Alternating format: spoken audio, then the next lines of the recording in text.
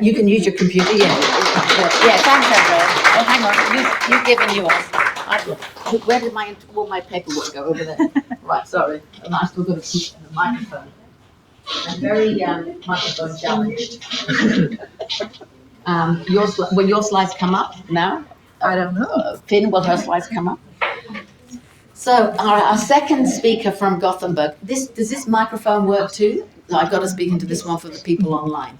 So this room is the round mic. Oh, this room is the lectern mic, and what you're speaking into is the do we know that the people online can hear us and everything? And yes, we had a slight challenge the other day with Marianne's talk. When we do questions, can everyone throw their voice towards that round thing on the desk, please, so that everyone can... Oh, maybe I could. Oh no, maybe I could stand here and yeah.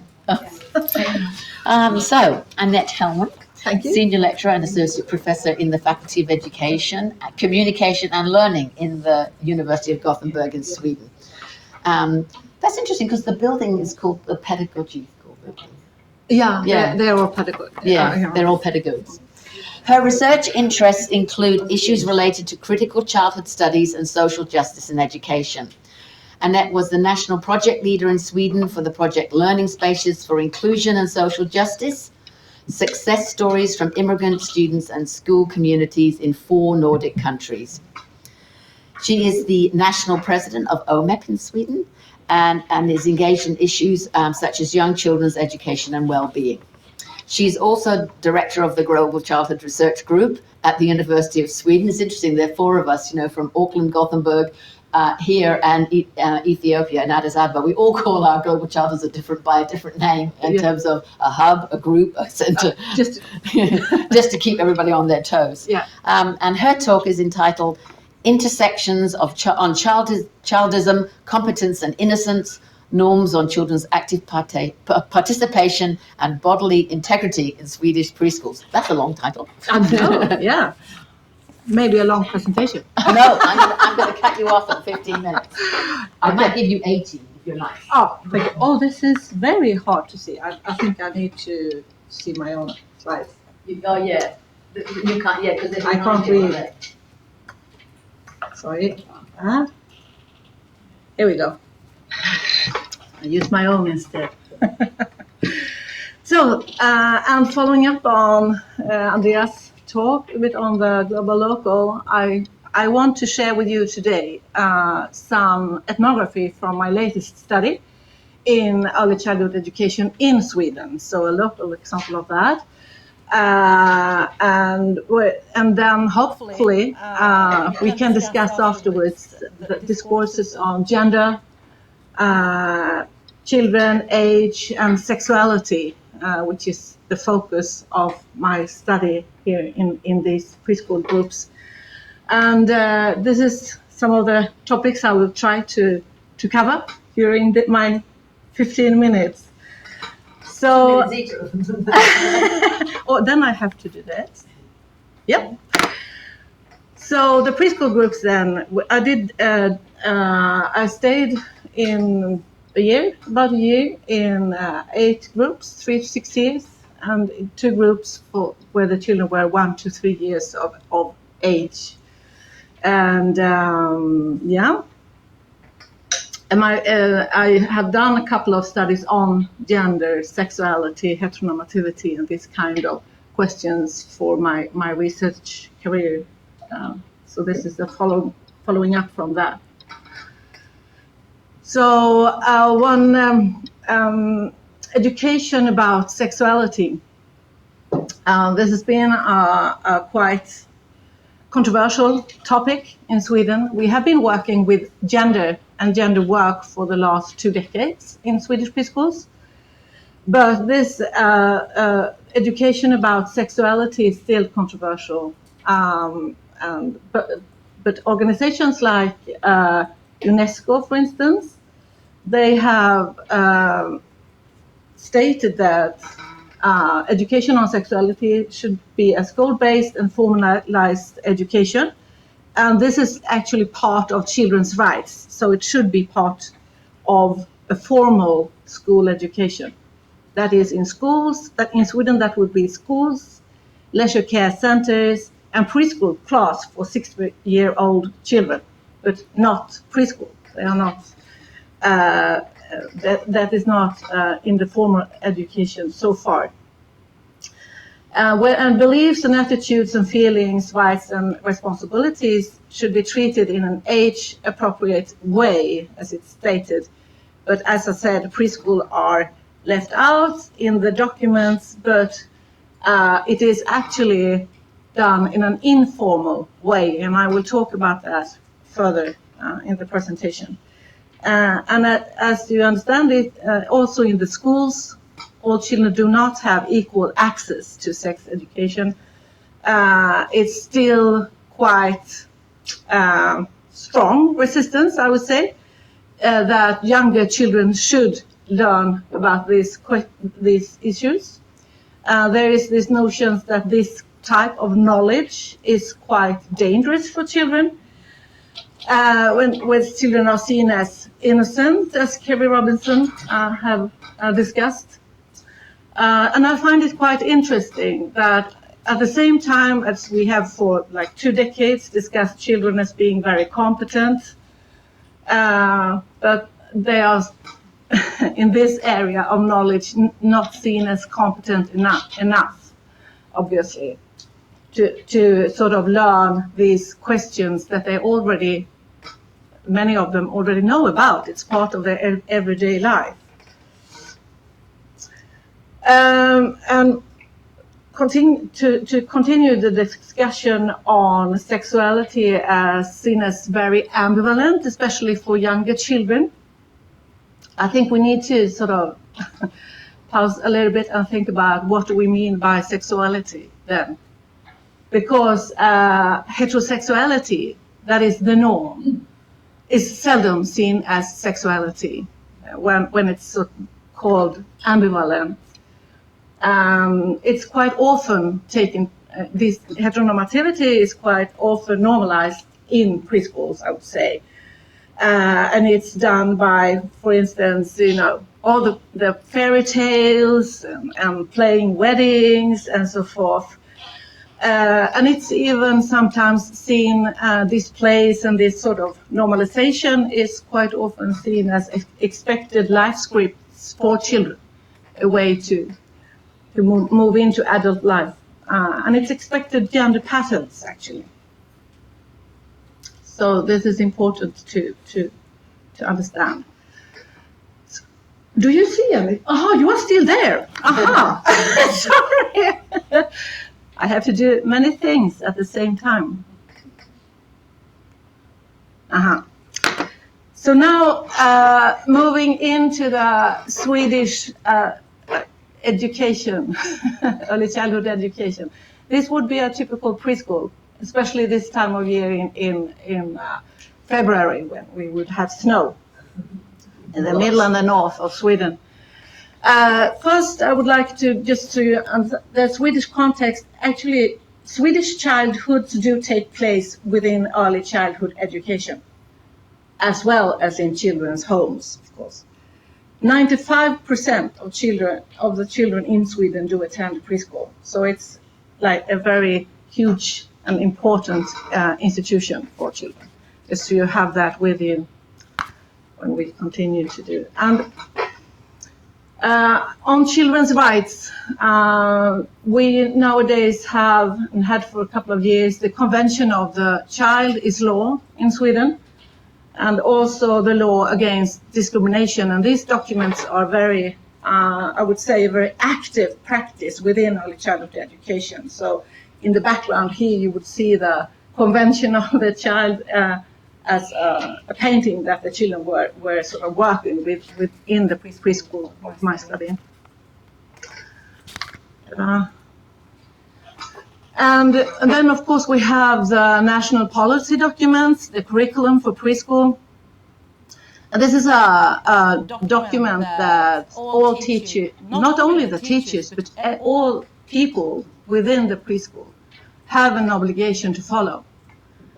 And we have writings there about children's active participations, for instance, and we also as children as competent.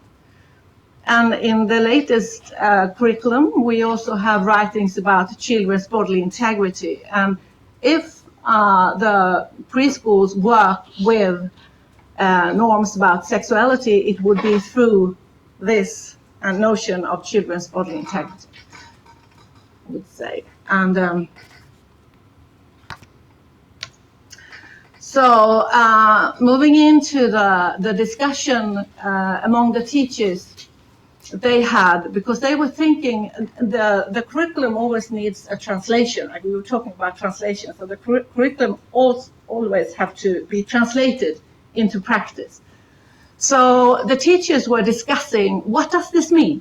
Children's active participation. What does it mean for us, for our children? And they were thinking about this concept of the competent child. And they said, okay, but we are beyond that. We need another concept because that doesn't cover everything. We need to think about children in another way. So we like to talk about not only the children, but also us as fellow human beings. And also in order to be able to discuss the hierarchies between adult and children and to sort of challenge that hierarchy.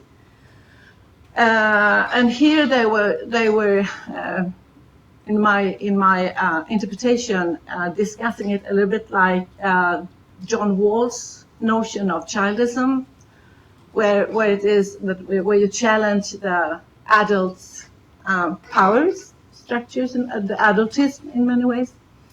And also the teachers were talking a lot about the ethics around this. That we need to find more caring relations in this fellow human beings, where we care for each other, but also care for the nature and so forth. So this was a work that they were doing when I was there.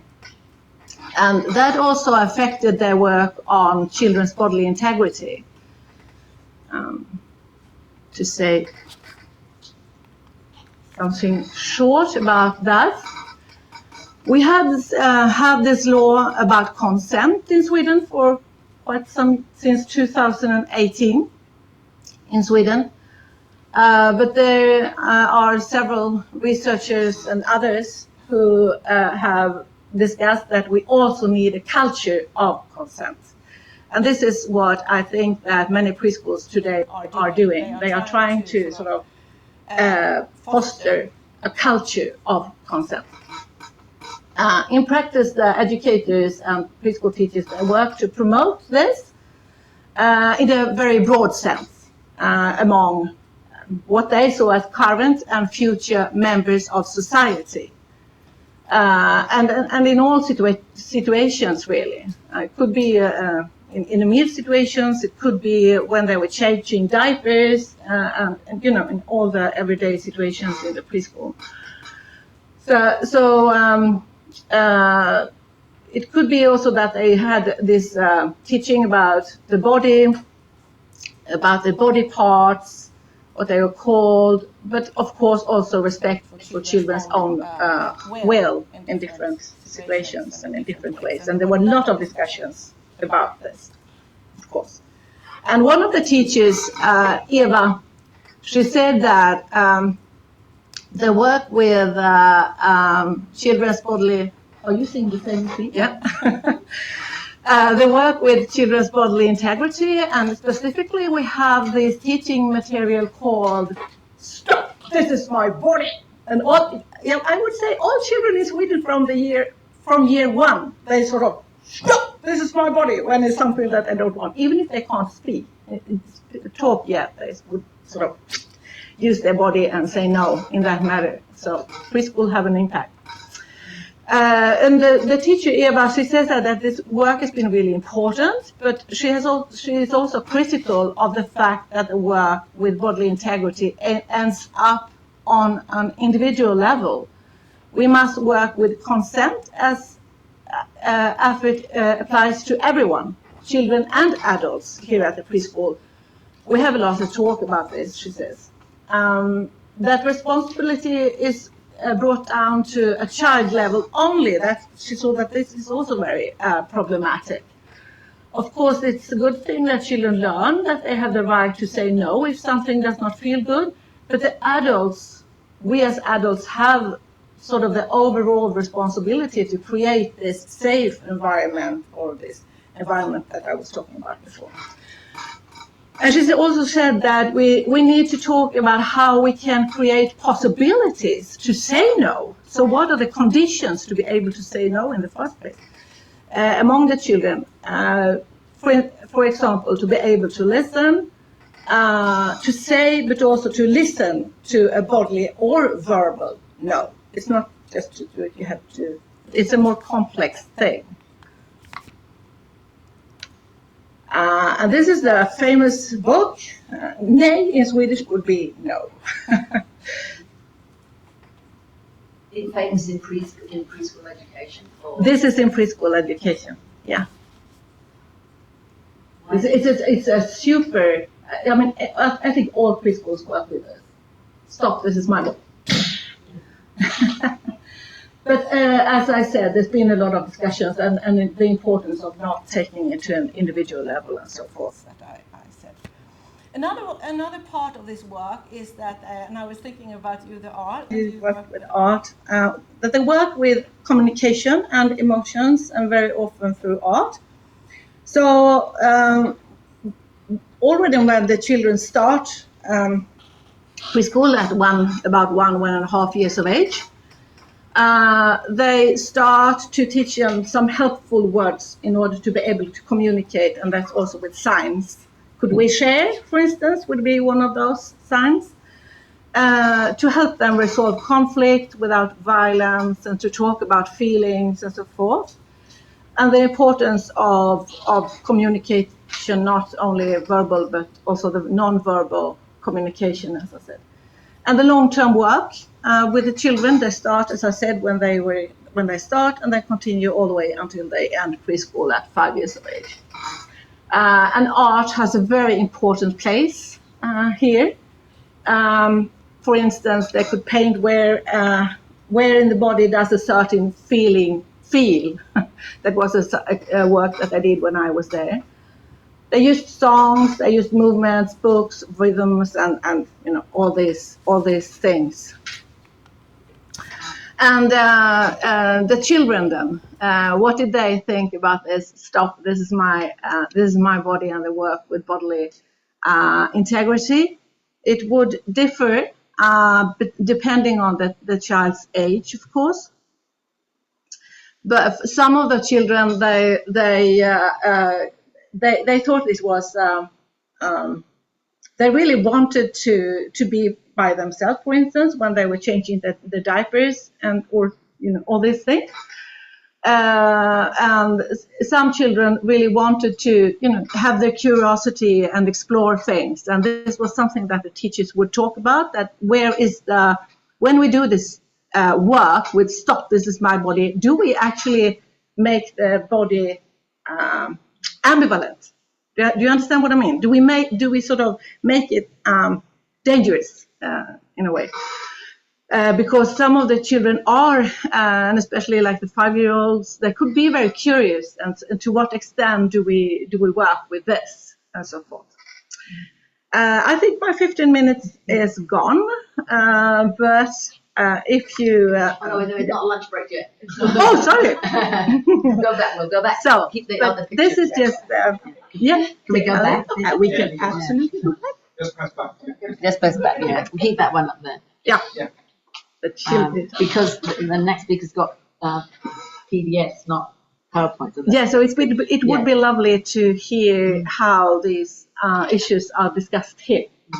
Yeah, that's what I was. So, what I'm understanding is, you know, in Sweden, the concept of childism that is used as a framing to for children's autonomy, and the example you've given us is with that bodily and autonomy, and then you've linked back to various policy documents, and it's actually if I'm thinking about the here with the early years learning framework, I'm sort of thinking that it's sort of involved in implicit teaching as well, in a very specific way, as well as as in sort of everyday moments. Is that, am I, that's, I haven't been in a Swedish preschool. No, Even though I've been to Gothenburg twice. No, but Childism, yeah, in a way, yeah, you're right in a way. That through the Childism comes in that where they were trying to understand what does it mean that children also should be active participants in this society, and what kind of capacities do they need to have them. So communication and to be able to express themselves, and they should also be able to sort of learn a verbal and but it's also about respecting it's children. about and respect. It so what that Nikki was saying about language and not calling them, exactly that, students. exactly that, which is a different embodiment. Exactly that. Exactly. Yeah. Thank you. People got comments or questions? Oh, some of them deserve. We have a song called the No Square that my 9-year-old. Shall I bring it over here and we'll sing it? No, but you can find it on TikTok and everywhere because it's a whole generational thing for anyone with those little kids in Melbourne. Yeah. The No Square is a. What is a song that? Well, it's a little bit like it's. It's not the whole body. It's only a part of your body. Aha, the no square. The No Square. And Aha. Kids sing it all over the place. I've got 9-year-old nibbling twins, and the two of them think it's hilarious to open TikTok and play the No Square. So they learned when they were like, yeah. Yeah, of course, yeah. It's a whole TikTok thing that you can also go find it. Teenagers rip off. What's the status of TikTok on university machines? I don't even know. We're not in it. You can all look for the No Square. It's a joke in older kids, 9-year-olds and 10-year-olds. Of course. They don't do it when they were little. We've got it here if you'd like to hear it. And now they're in 3rd class and they joke about it. Yeah. Let's hear it. We've got time. So I guess that, It's the same thing. it's a little bit the same. It's a little bit the same thing.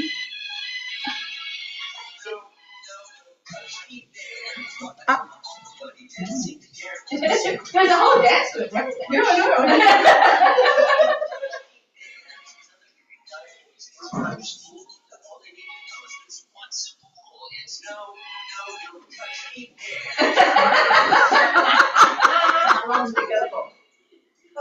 It's only like a minute.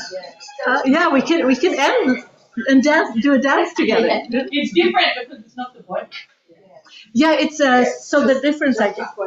Yeah. Just a square. Yeah, because here it would be that it could be a number of things that children say no to, for instance. Like when I was a child, I remember that one of my aunties, she always wanted to hug me when she should go, and when she should say goodbye, for instance. And then I didn't want to, but then, some older would say, give her a hug. So that is also part of, no, stop, this is I have the right to say no to whatever. There's no particular square, but it is more what is right for you. What say no if this is not right. It could be eating food, it could be eating a particular dish that you don't want to eat. So it's a wider. Things have changed. It was always in business. Like hugging was like a good thing, and that you would hug your aunt or your grandma or something, but it's just like in the nature of people. So it starts there. It's just evolved in a very different way, and it's again not simple because you can't generalize that idea of complexity. Here, the children also have the right to say no to that if they don't feel like it. I mean, it's a long way from children should be seen and not heard. Yeah. Any other comments about that? Oh, yeah, sorry, sure. Come over there. I'm going to come in front of the camera. Just picking up on the last comment about hugging and that comes into culture.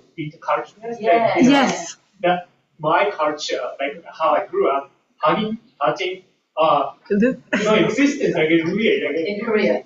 No, in Japan. Yeah. Oh, you're I'm from Japan. So that touches on the importance of, especially in Melbourne, where a lot of children have maybe second generation Japanese or Mm-mm. The both double Japanese and Italian or whatever. I don't know how that reacts and how we can ensure that children's rights are kind of protected in a way that it's culturally responsible as well. Exactly.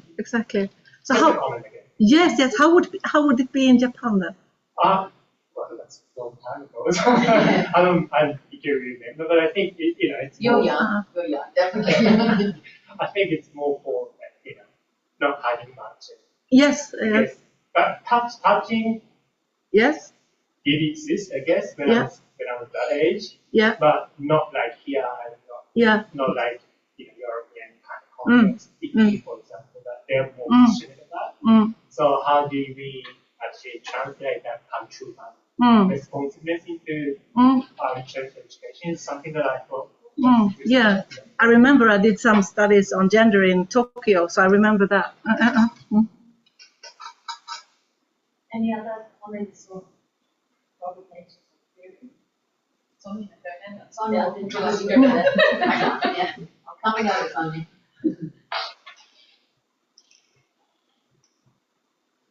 got time because Maria's not coming till 11:30, but might be good for a break. There's still some coffee and tea out there.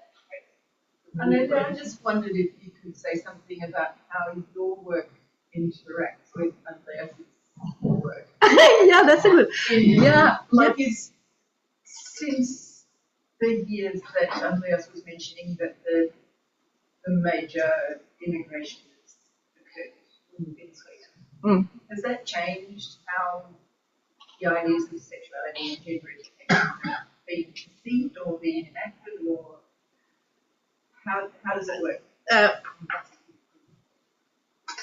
What I guess that because I'm also a teacher at the preschool teacher program where I teach about gender and non-sexuality and so forth. So what would be the comments from students would be that that it is harder. The stereotypes would occur in relation to families with coming from especially not from European background.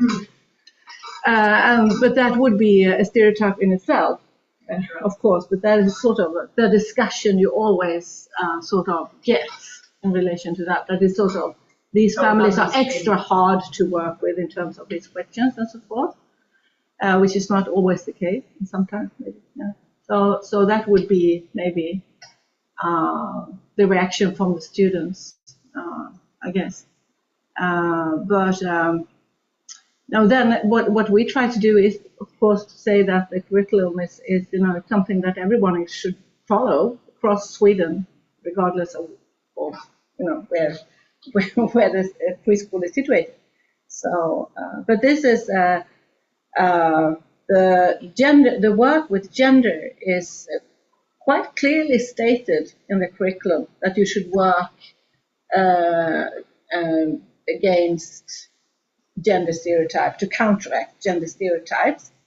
But as I said, the work with sexual norms about sexuality and so forth is still a very hot topic. So that's why maybe a too hot topic. So it's still very, very, in that sense. But it's very often happening anyway through children's rights, for instance, children's right to live free of violence and so forth. And also in relation to gender work, that the work against heteronormativity and so forth, and there comes sexuality, but it's quite seldom seen as a lot on your students and the teachers then who are employed in those settings. So we have to sort of discuss this a lot, I think. Yeah. Not to put the stereotypes on the migrant families. So that is very important. Yeah. That is quite often happening, unfortunately. So that goes back to the fixed ideas. Yes, fixed ideas, exactly. Yeah. Great, thank you. Thank you. And you were saying that a lot of this discussion is sort of not normalised, but more frequent in primary schools and on, but not in preschools. Is that because that's seen as a time when that's a sort of more family community type discussion? There's the whole area of sex education is a hot topic. Yeah. I guess in many countries. Sweden has a quite long tradition of having sex education in schools, but it is a super hot topic in relation to young children. In Swedish schools, it's obligatory to teach about it now, also for 6-year-olds. So that has been a hot topic, but to have it also in preschools, I think we have a way. Some way to go there before we have it in the curriculum. Yeah, and you had it like in the book. The book is like a catalyst for discussion, because it seemed quite implicit what the discussions were in the preschool even. I would expect them to be more deliberate, I guess, in a primary school context. But would that be a correct assumption? Or? Yeah. So it's, but I think, but still in preschools, as I said, it's an informal sex education. So they do it, but they do it in other ways in relation to children's rights, for instance. Some preschools do it in relation to children's rights and in relation to gender equality work. Well, but it's not stated in the curriculum yet.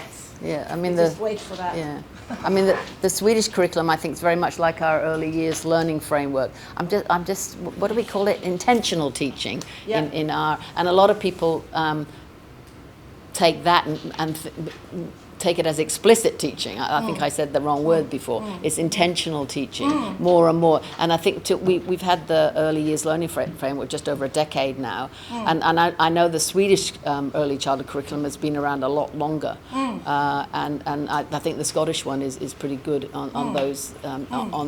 Yeah, of course. I'm coming over with the microphone. I'm moving so I can see you.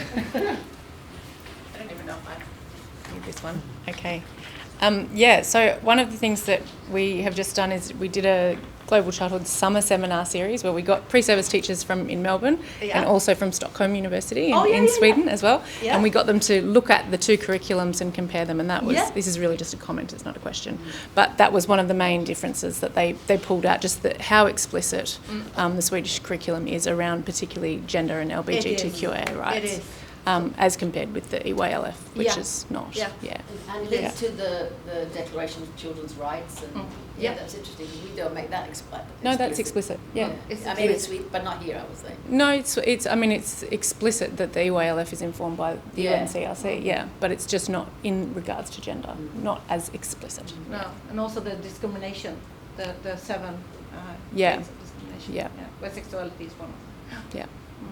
Yeah, thanks very much. Now, Narita's here, but we've been going since 10, Narita, so people might want to have a coffee, and we'll get you some water, and have a sort of stand up and they're not going to sing to that song, I don't think, Kate, but people can stand up and get some, because we're going to switch from the PowerPoint to your PDF. So, people move around, and we'll Narita's 8 minutes to Narita. Oh, thank you, Karen.